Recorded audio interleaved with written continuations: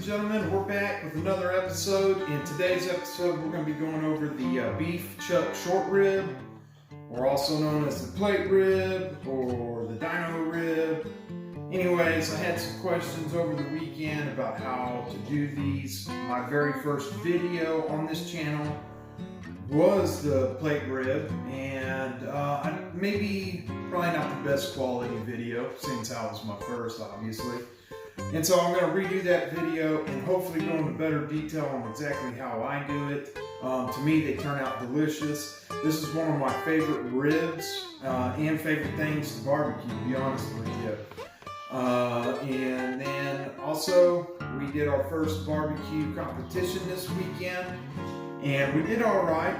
We placed in brisket, 9th place. I think there was probably about 40 teams, so I was kind of happy about that. It's not where, obviously I want to be. I'm competitive. I want first or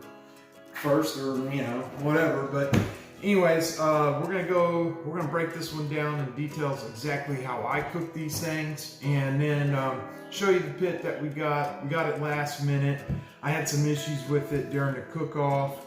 And I'll probably do another video asking for some tips on how to get this thing running a little bit better. So hopefully our next competition, which I think we're going to do in about a month, this thing is working better for us, because it didn't do all that well this weekend. It had a lot of problems with temperature control and stuff like that. But anyways, hang in there. I'll show you exactly how I season these things up, and then we'll get them on the pit. So.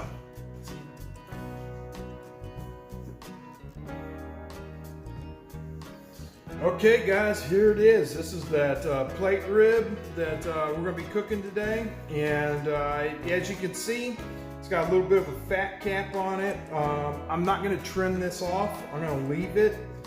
Yeah, but I do want to show you kind of what it looks like here. As you can see, I've got some really good marbling going on through here. So these ribs are going to turn out really nice and juicy. They're going to have good moisture, as long as I don't overcook them, which I'm not concerned about that. But this is the plate rib, and this is what we're going to be cooking today.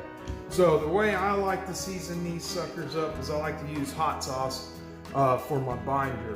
It does add a little bit of flavor, so I'm going to just lightly put this stuff on there, and we're going to keep the rub really simple. I'm not going to go to the extreme with the rub on these. I'm actually just going to use good old salt and pepper. This is Colleen's salt and pepper blend. This is what I'm going to use to season this, and that's it. I'm not going to use anything else. I'm going to keep this really simple. So after I get this on there, this binder, we'll go over it with a light seasoning, or actually I'm going to put it on kind of heavy, since this is such a thick rib. I don't really know that you could over season it unless you're using like a fine powder or something like that. But with just salt and pepper, you really can't go wrong. You're not going to over season this sucker. So definitely going to hit the top pretty heavy.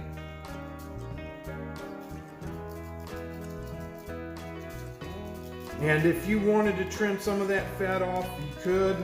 To me, it's a real thin layer of fat. I would probably say under, 1/16 of an inch. To me, there's no need to trim that off. It's going to render down pretty good. Make sure I get all the sides nice and coated with this salt and pepper.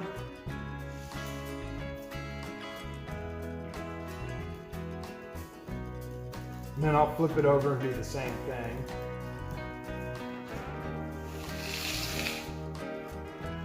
And I actually went to my local butcher here in town. These are kind of hard to find.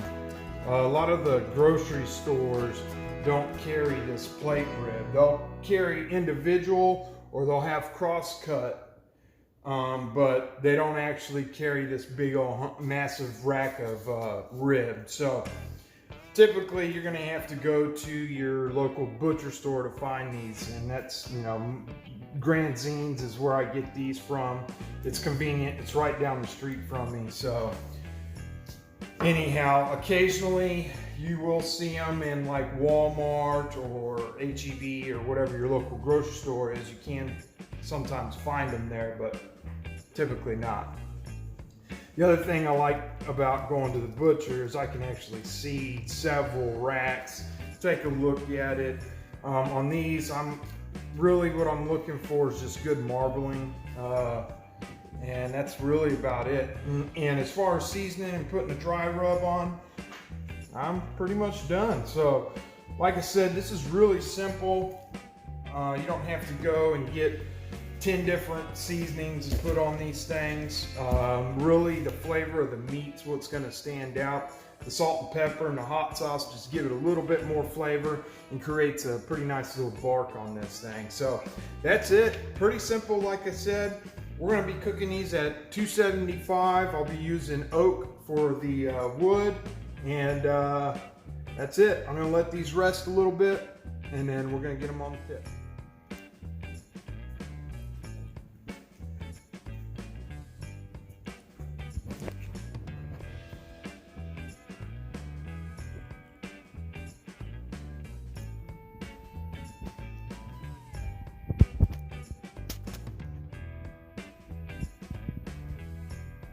Okay guys, so we're about ready to throw these things on the barbecue pit.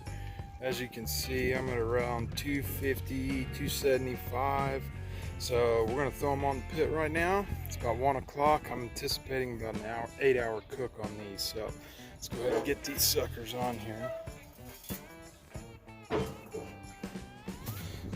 Now, as you can see on this rib, I've got a thick spot that's gonna be over here. Probably where it's the thickest. So I'm going to turn these plate ribs more towards the heat source so that these will cook, which is going to take longer to cook. So it's going to be closer to the heat source.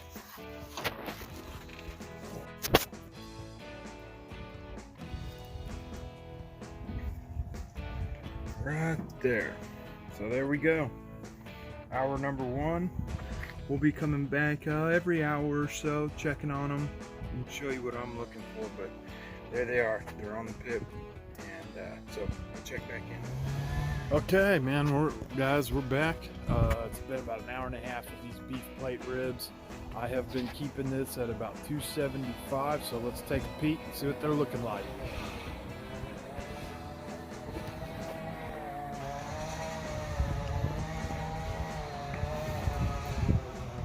All right, so we're starting to form some color. They're starting to swell up a little bit, but they're definitely looking pretty good. We've got a long ways to go, but anyways, I just wanted to show you a sneak peek. About an hour and a half in, so we'll check back in a little bit and let you take a look at it. It's about 5 o'clock, so these ribs have been on for roughly about 4 hours. So come on in and let's take a look at these suckers. Oh yeah, we got some really good color. You can see the moisture starting to pull to the top, and they've flattened off a little bit. They're not puffing up quite as much. So all I'm going to do is give it a quick spritz, and then we'll come back in a little bit to check on them. I'm thinking we still got several hours on these ribs before they're ready. But anyways, want to give you a quick look.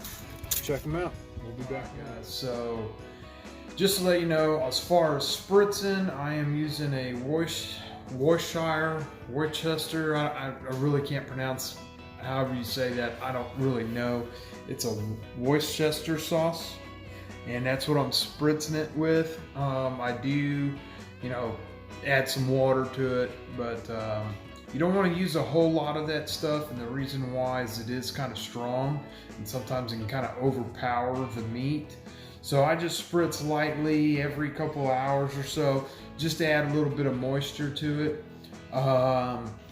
Like I said, I'm going to maintain temperature at 275 as best I can. May have a little bit of fluctuation here and there, but that's okay. And I am using a oak wood split without bark on it as much as possible, and that's how I'm cooking these things. So I just wanted to fill you in on that part. That way, if you're wondering what I was using for my spritz, well, you can also use beef broth, water, Doesn't really matter all that much. It is going to add some flavor if you're using beef broth or Worcestershire sauce like I am, but not a whole lot. As long as you're not spritzing it every hour or so, you'll be all right. I've spritzed twice in 5 hours, so not a whole lot. The moisture content looks pretty good on those ribs, and we'll see at the final product. But yeah. Anyways, just want to let you know. It's 7 o'clock roughly, and we've had this thing on for about 6 hours. Let's go ahead and take a peek at it. All right, definitely got some good color on this thing. It's really looking good. Bring that camera over here a little bit. There we go. So what I'm looking for when these things start getting closer to ready is I'm looking for it to be pretty soft. And right now we're still pretty firm on all these big thick spots. Up here at the top, obviously, that's where that fat cap was. It's a little soft, but it's still not quite ready to go. I think we got another couple of hours to go on this one. So I'm going to spritz it, and we'll come back here in a little bit and check it out. And right here you can see I'm getting a lot of pull. This meat's starting to contract, and it's pulling up off that bone, exposing these bones a little bit more. So that's a good sign. We're getting closer. But like I said, we'll be back. Alright guys, so it's probably about 10:30 and we're going to go ahead and get ready to pull these ribs. They're ready.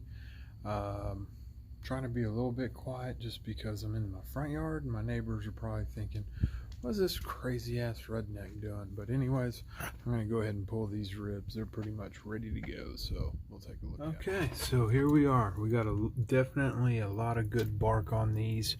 I'm just going to kind of probe these real quick and kind of show you what I'm looking for.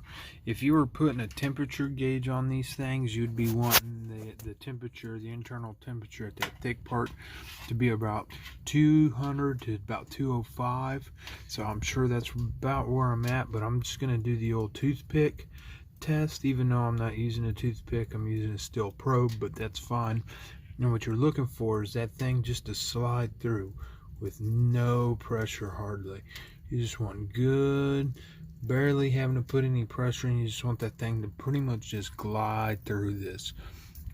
And that's what I'm getting through all the parts. I'm barely putting any pressure on this. So yeah, this sucker is ready to rock and roll. I'm going to pull it, let it rest, and we'll cut it up and give it a taste test. So I'll see y'all back in a little bit. So it's 11 o'clock.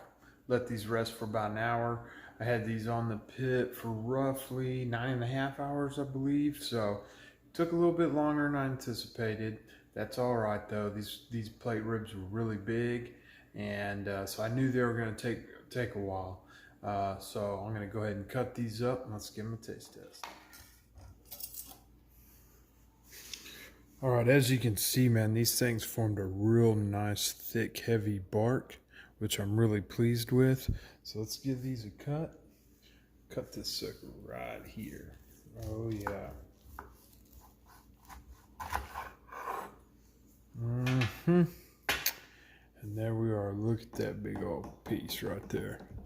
Just look at that moisture coming out of these things. Yeah, that's what you're looking for. Got a smoke ring. Looks good. Let's go ahead and give these things a taste test.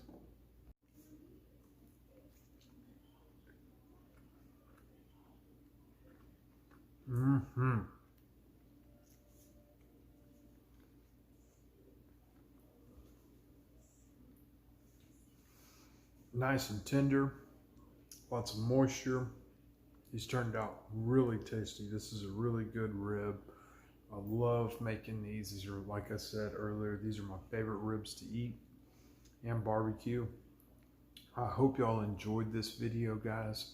If you could do me a favor, and if you liked this, or if you enjoyed this video, go ahead and subscribe, hit the like button, and join us for our other episodes that we got coming out. Once again, this was a lot of fun. I hope y'all found some information, if y'all were looking for some, on how to do these. This is really simple, you know, not a lot to it. Season them up, get them on the pit, make sure you leave them on there long enough. You know, they get that temperature up to about 200, 205 internally. and these things are ready to rock and roll. So, like I said, I'll see you next time.